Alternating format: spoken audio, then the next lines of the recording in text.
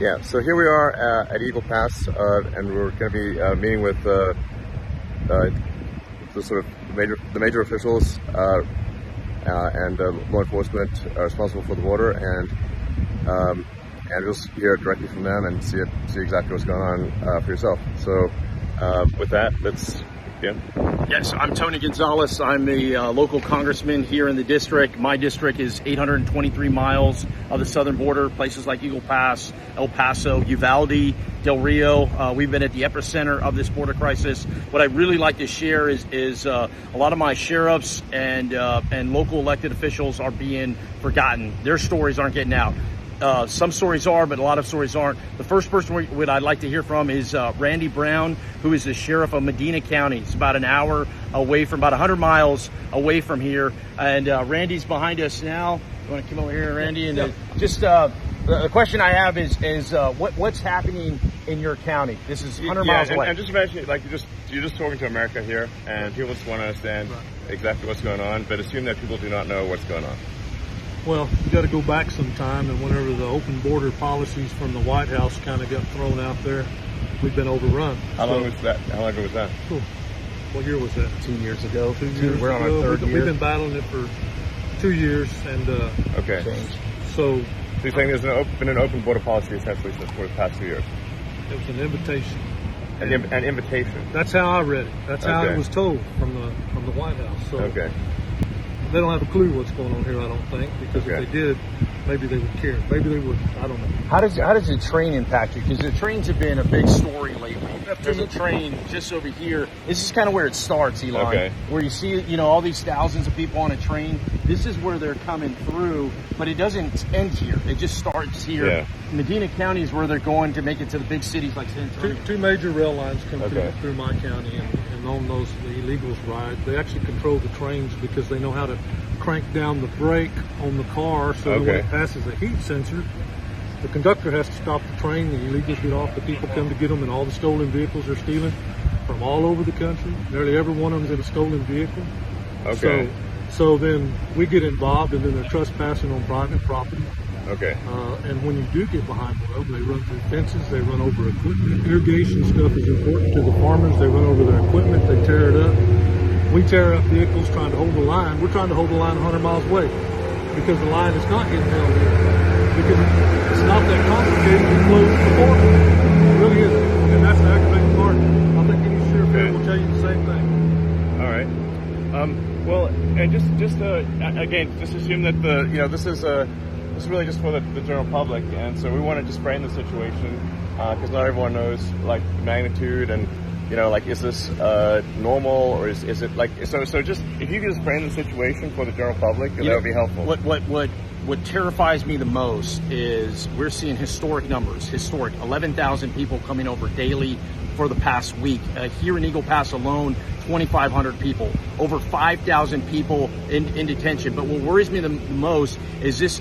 In many cases feels normal. The part that doesn't make it out on some of the news stuff is there is a golf course. We're literally standing in front of a golf course, and you have people playing golf as if it is normal. To the right, you have people that are coming over illegally.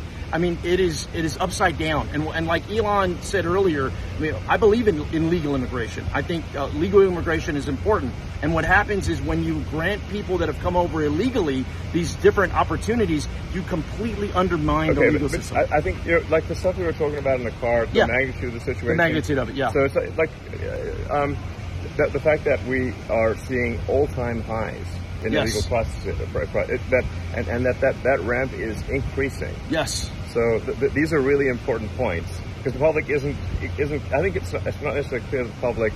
Is this normal, or are we seeing an accelerating crisis? It's not getting better. It's getting worse. Last Friday a week ago was a historic number, 11,000 people that came over. Okay. And then on Monday, that number increased. Today is Thursday, and that number increased. We're only going in the wrong direction. This is a week. What happens 2 weeks from now? It's the wrong way. Okay. So basically, we're seeing unprecedented, all-time highs, and increasing, and spreading. Yes. It's not in just one area. It's not just like it's just one city or one town, and not even one state anymore. You know, it's not, we're talking about New York today, but Chicago, you're hearing it there, LA, Denver. There's all these other places where it's just spreading, just continues to get bubbling up. And just to quantify it, I think you said 2,000 a day or something, just in this location. Just here, yeah, just here. So that's like over 700,000 a year. Just in this one location, yeah. Okay, just 700,000 sort of illegal immigrants a year, just in this one location. Just in this one location. Okay. El Paso, right now in El Paso. That's higher than the population of Wyoming. FYI. Exactly. Yeah. Yes. Yeah. Yeah. Okay, that's just one location. What is the total number from all locations roughly? In the millions. I mean, it's literally millions, and those are just the folks that we know have engaged. What about all the others? That's just who was actually processed. Yes, the gotaways are the ones that you know. Yeah, so meaning that like the actual number is much higher. Much higher. Okay, that's very important for people to know. Yeah. That the actual number is much higher. Is the official number something like 2 million or something? Where is it? It varies, and it depends on who you ask. But I've seen it as high as 2.6 million, and that number just every year for the past 3 years has almost doubled. You know, it was like 1.1, it's and doubling then it's just year after doubling year after year. It's compounding year after year because it's not just one part of the world either. It's all parts of the world that are coming. In El Paso. Yeah, I think that's actually an important point to make because you know, sometimes people think, well, fuel is coming from Mexico, but this is not the case. Not the case at all. The reality is that this is an open border for all of Earth. All of Earth. And just, you know, so there's roughly 350 million people in the U.S., but there's 8 billion people on Earth. Yes. This is an open border to 8 billion people. Yes. And so, in fact, I believe it's a small minority, or it's a minority. It's a small percentage that are actually coming from Mexico. Yeah, that are Mexican. That's true. Yes. Okay. Sheriff Zertuche, how many? I mean, this is how close are you to the border? 60 miles. 68 miles from the border. 68 miles from the border. That's right. What type of nationalities are coming through your county? We're seeing anywhere from Honduras, El Salvador, I believe Ecuador and stuff like that. Even some Cubans. It's pretty much every country, right? Pretty much every country. Yeah. It's very rare that we see anybody just from Mexico. So, it's actually rare to see anyone from Mexico. And then I'm 68 miles from the border. I'm 80 miles south of here from Eagle Pass. How big is your workforce? How big is the sheriff's office? My patrol staff's only 16 strong. 16 total. Okay. So how many do you have on call at one time? Maybe 2 at the most. Two law enforcement officers to tackle. I mean, some of these counties that I represent, they're size of states. And they've got 2 or 3 people trying to tackle it all. This is where the local community just feel completely overwhelmed because Border Patrol agents used to be the front line, and now they're here. They're under the bridge. They're processing folks. So they're completely out of the game. So these law enforcement, the local law enforcement officers are carrying all the weight. My county alone is 1,500 square miles. And right, so that's not possible, really. It's very difficult to handle. Yeah. Okay. And so just it's worth going over a bunch of things that you mentioned to me, which is like there's almost no repatriation. Right. This is another thing that I found surprising. Basically, once somebody gets in, they're in. Yes. There's essentially there's in theory repatriation, in theory flying back. Yes. And I believe you talked to the president of Guatemala and asked him if would they take people back, and he said, of course. Yes, I said I'll take every single one of them. Yeah, no problem. No problem. All you got to do is ask us. Yeah. Ask, just call. The White House just needs to call. Exactly. Okay. And every white... Seems like that's not a difficult thing. Elon, every White House has done that. Okay. Whether it was Trump, whether it was Obama, whether it was Clinton, whether it was Bush, every single White House has had a border issue, and every single one has had to handle it the same way. Okay. By essentially going, we can't let everybody in because it's going to overwhelm us. You're going to abide by the laws, and if you don't qualify for asylum, we're going to send you back. And as soon as you start doing that, it alleviates the stress. This administration hasn't done that yet. Okay, so and just so of the sort of roughly 2.5 million processed illegals, and then it's maybe as much as twice double that or something. I don't know. So Gotaways. Yeah. Call it like 4-ish million, maybe 5 million total processed and unprocessed.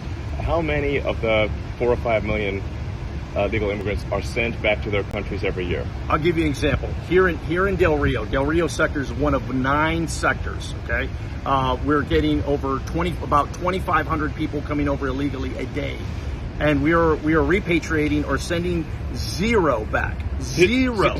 So Not, zero is quite a small number. yeah, exactly. Okay, that's just literally 0. So 0. basically, there's no repatriation. What is happening is This is insane. What is happening is, at best, they will send people to other parts of the border. That's Okay. not back to where the country of origin. That's to Laredo or El Paso. Okay. In worst case scenario, and I want to bring in the mayor here, the worst case scenario is where they're at. You bubble to a point where there's nowhere else to send them. So what you end up doing is you release them into the street. Imagine what that does to your local community. This is the mayor Hi, of how you Eagle doing? Pass. Welcome Hi. to Eagle Pass. Rolando Salinas, mayor of the city of Eagle Pass. Hi. And it's been a rough. Oh, a nice town. Oh, thank you. Thank you. It Yeah, is. just FYI, in case people are wondering whether Eagle Pass is like a rundown town. It's actually really clean and nice, just FYI. Thank you so much. Yeah. You know, we're a city of 28,000 people, and we've had 19,000. I'm sorry. Maybe talk to the camera, I suppose. Eagle Pass is a city of 28,000 people. We've had over 19,000 people in the last about 10 days come in, so we don't have the resources. It's like wait, more people are coming in by far, than it's exceeding the population of the town on a regular basis. Absolutely.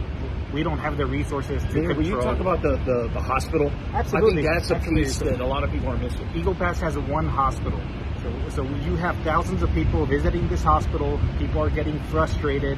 The safety's taking a toll. People can't get medical care, our local constituents, because they're treating people that are coming in from other countries. It's just, There's only so many doctors. there's only so many doctors, only so much we could do. The thing is, they're coming in without consequence, and the word gets out back to the countries, hey, come to the U.S., come to Eagle Pass, come one, come all kind of situation. And it's disappointing that we don't have a reform where we can solve this issue. The other thing about this too, Elon, is it should not be a partisan issue. I get it. The politics in it are lucrative. Exactly. There's certainly a temptation to make it a partisan issue. 100%. Yeah. But, this is across the board. I don't care if you're a D or an R, if you vote, don't vote, Yeah. urban America, rural America, everybody's impacted the same way. When the crisis hits your town, it's like a hurricane. When a hurricane hits you, everybody gets washed out. Sure. And it's no different. So I think there's an opportunity here. If we can message it in a manner, this is about solutions. Hey, I get the finger pointing. It's easy to say why we got here. It's like, how do we just get out of here? And I think there are some real tangible solutions we can get. Okay, so I guess the first part of this video, and I'll take a minute to upload it once this time, Sure. is just to frame the problem so Yes. that the American people understand the magnitude of the problem, how quickly it is growing, and that there is basically no solution currently being implemented. Yes. Yeah. Yes. Okay, and just to understand, like, when you're telling me, like, sometimes people coming through are they have gang tattoos and they have the tear tattoo on the forehead. Like, I'm not sure maybe that everyone knows what tattooing a tear on your head on your face means. I visited. That's good. It's not good. It's not good. I visited. Just Okay. nonstop. I visited the facility here in Eagle Pass on Monday, and there was a guy that had face and neck tattoos, hand tattoos, and he had teardrops. And a teardrop is when you kill somebody. When you kill somebody, and then you wear it as like as a badge of pride. You're Right. like actually happy that you've killed someone, Right.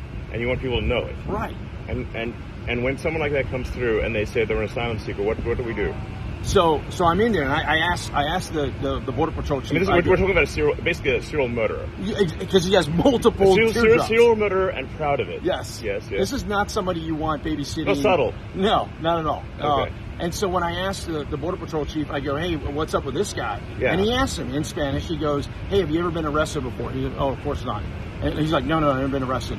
And so what the border patrol chief said, he goes, we do not have records from people from Venezuela. Sure. So we can't track, unless they were arrested in the United States, we really don't know who some of these actors are. Many people you'll see are fleeing poverty. I get that. Sure. But there are others that are fleeing, incarceration. Yes. we are basically, it seems like the place where you can go to get away from the law. Yes.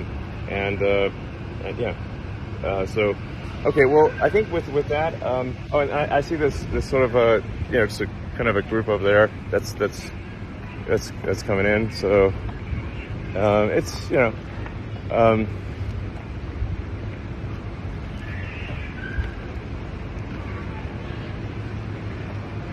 so, you know, this sort of, I don't know if you could really see it. I'll try to switch it around.